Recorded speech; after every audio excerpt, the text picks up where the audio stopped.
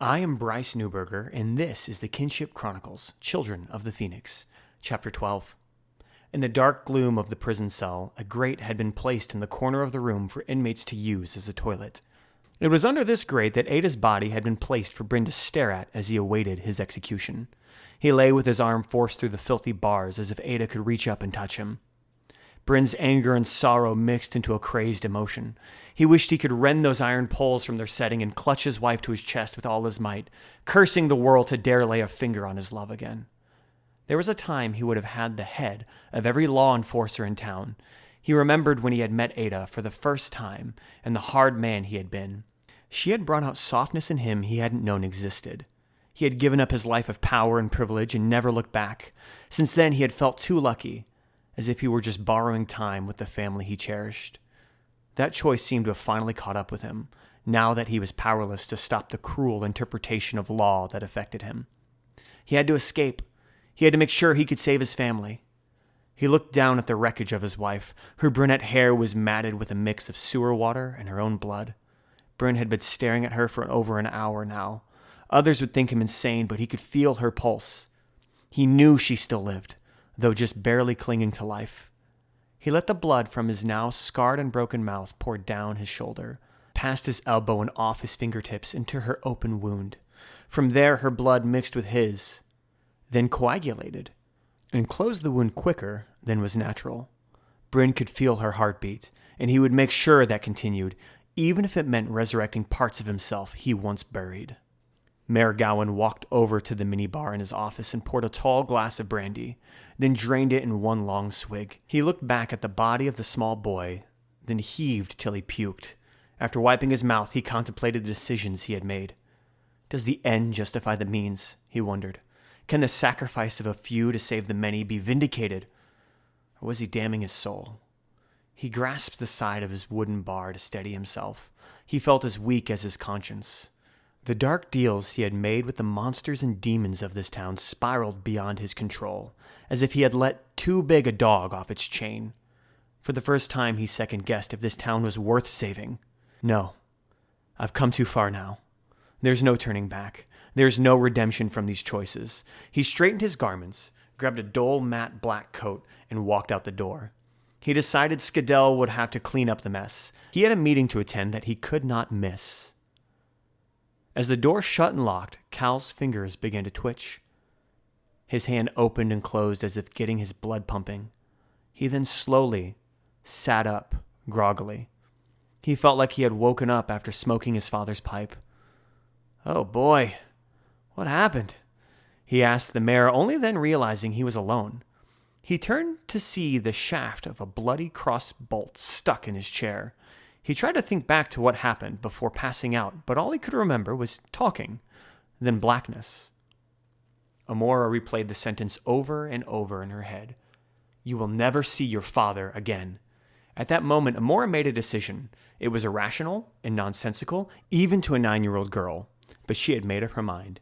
She looked up at her mother with steely eyes. Liar. Isabel went wide-eyed. This little girl had more spunk than she anticipated. "What did you say to me?" Her nails grew into sharp points and her irises started to shudder. It wasn't the physical changes that tipped Amora off. It was the demeanor. One could chalk it up to a daughter's connection to her mother, which is a bond almost magical in its own right. But Amora now knew this being in front of her was not her mother. "Who are you?" she asked with a tone and expression that belied her horror. Isabel had clearly underestimated this child. Few had ever seen through her ruse. Perhaps, she thought, it was the imagination of a child that allowed the senses to suggest the impossible. It mattered little. Now she just had to kill these children and make it look like the mother had snapped. Not a hard sell considering the family's predicament.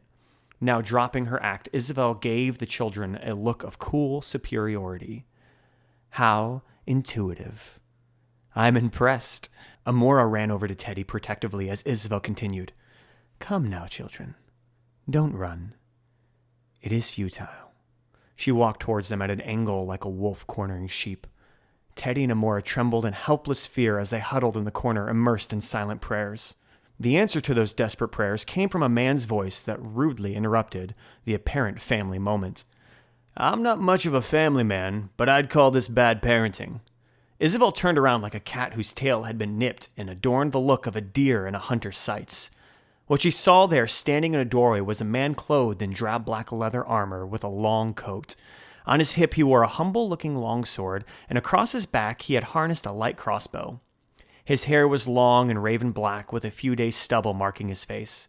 His eyes were like coal, though his demeanor reflected a cool, smug confidence. The most unique attribute about the man seemed to be his strange glove, which had metal tips on 2 fingers.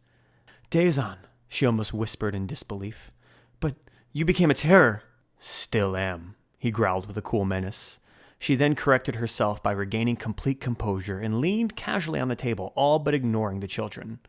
"So, found your mind again, have you?" she said as she worked each word into a seductive symphony.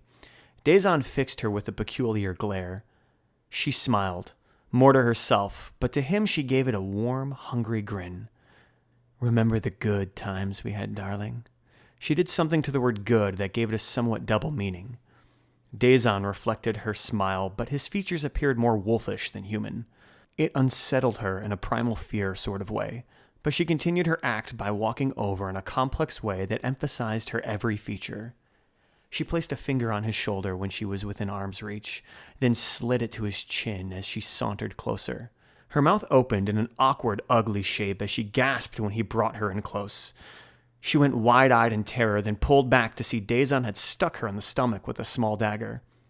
She touched her hand to the wound and pulled it away to reveal hot, slick blood. Her knees began to feel weak as she collapsed back against the heavy table to catch herself. All womanly grace had now turned to frantic yet sluggish movement. Her skin yellowed, then her lips curled back on each other, revealing a skeletal sort of grimace. Her eyes changed from green to red to black, and her brows arched until her skin all but pulled away from her eye sockets. Dazon walked up to the horrid seductress and whispered, "This is how you've always looked to me." He snapped his fingers. Sparks flicked from his metal tips, then erupted into an inferno that set her ablaze. Back at the mayor's office, Cal walked around looking for a way out. The door seemed to be locked from the outside. He contemplated climbing out the window, but decided that was too scary.